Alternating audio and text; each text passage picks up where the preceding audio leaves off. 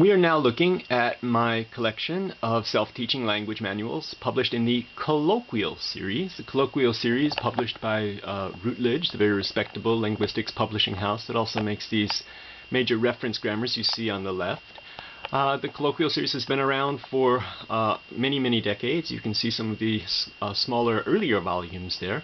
But for most of the time, it's been a very small series, not more than, say, a dozen or 15 languages. But in the 1980s, they doubled that number. And really, most of their volumes were published in or around 1995. And now they have, and are still expanding, around 60 different languages, including many rather rare languages like you see here, Amharic and Somali. If you're interested in languages like that, you must turn to this series, and it's a good series to turn to as a resource, at least to look at, for just about any language. It's very similar to the Teach Yourself series that I reviewed last time, extremely so. As a matter of fact, it's not at all uncommon for the author of the books for any given language in both series to be the same person, and they have the basic same approach, the older volumes being the grammar translation methods, and the modern volumes, contemporary volumes, unfortunately becoming more and more phrase books. Let's look at, well, first of all here, they come in these rather sturdy cases that are a bit too oversized, and they have the tapes or the CDs and extra cases inside them. Let's look at the fate of one language as it's been treated in several different generations of colloquial books. Here's the generation. This is actually my father's book from 1945, Colloquial Romanian, which you can see the table of contents here.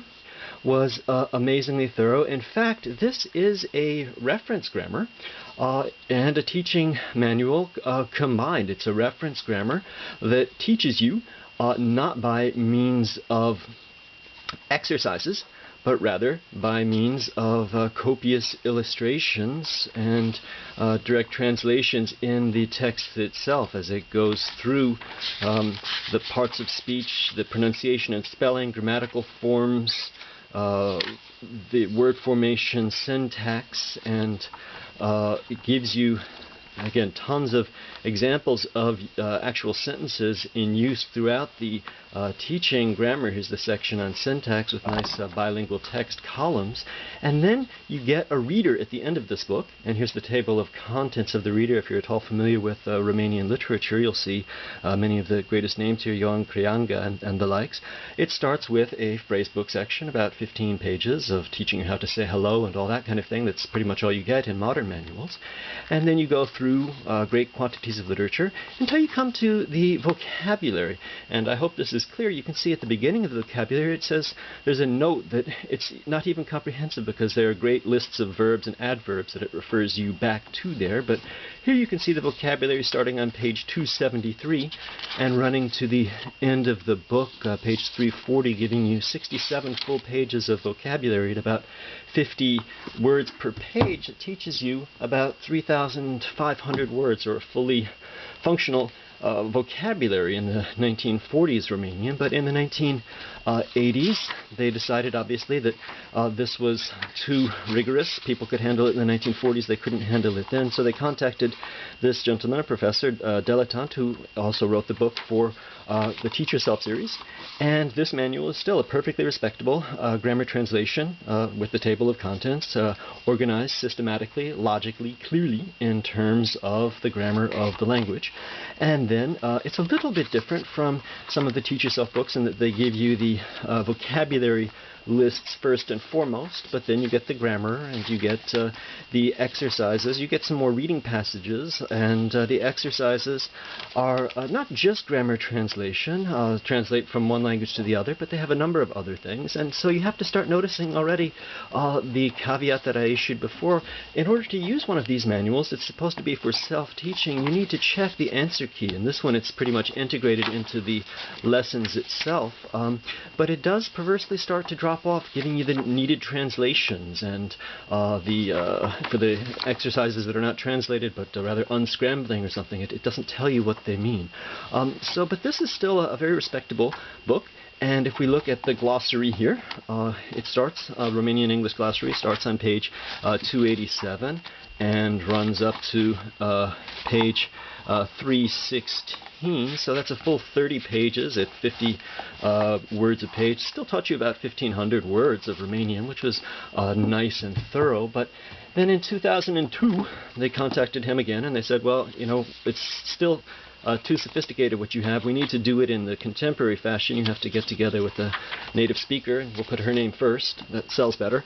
And we'll organize the table of contents not according to grammar systematically, logically at all anymore. We'll just do a phrase book presentation, and we'll get a lot more space on the page and a lot more graphics and a lot more fun exercises, unscrambling and the like, and we'll still have the same deficiency of not always giving translations to help people who are teaching themselves, but let's keep the book about the exact same size, 300 pages, but let's take the Romanian English glossary now, and let's cut that down, page 296 to page 313. Let's cut that down to 18 pages at 50 words a page. Let's just give people 900 words. That's probably all they can handle when they're trying to learn Romanian. So you can see how this series is unfortunately going the direction of all the other series, but it's still something that you would want to consider one of the more serious and manual type things out there that you need to investigate in terms of any given language. This is not a bad book at all in terms of the kind of book that it is, and there are a number of other books in the series. Let me leaf through the Amharic that I'm tempted to learn just because I have this book, even though it's organized in the same sort of phrase book type manuals. It looks to be so thorough and comprehensive. These are all written by individuals. The same is true of the Teach Yourself series, obviously. Just because it's an older one doesn't mean it's a better one necessarily. Some of the older ones were not organized well, not explained clearly, and some of these new ones are. But you really need to check out the answer key to make sure that it is actually a self-teaching manual. Some of these are no longer that for some reason. Let me talk about the type of recordings that come with it as I continue leafing through it. The recordings also are very unfortunately similar to the Teach Yourself series in that although they give you 120 minutes of recording, of that fully an hour, if not more, is in English or with pauses and gaps, and you need to edit all of that out in order to get something that you can listen to repeatedly and get a feel for the sound and the rhythm of the language. Beyond that also, it has the same deficiency I consider it to be. Obviously they don't. They're striving to give you realism. They do not record with people. They don't make an effort to get people with nice voices. They just use whoever they have, and they have them be live in a hotel lobby or in a marketplace, and so you get a lot of background noise. And in particular with the Colloquial series, you get some sound editor that they have is rather obsessed with having bad telephone connections. So you'll have a conversation as always with one voice sort of holding his nose like that and being a bit farther away. So that's supposed to give you realistic training, I suppose, but it seems rather perverse when you're trying to give a sample of a language. Still, all things said and done, all things considered, this is sadly enough, one of the most scholarly and most serious resources that you have out there if you're a very serious language student. If you can't fathom the kind of shadowing that I prefer, this kind of series, this and Teach Yourself want to be your first recourse. If you can do shadowing, then you want to do Assimil and Linguaphone first, and then turn to Colloquial and Teach Yourself to supplement the grammar. Again, you need to look at any particular volume to see if it's worth incorporating, but it's very much worth the look.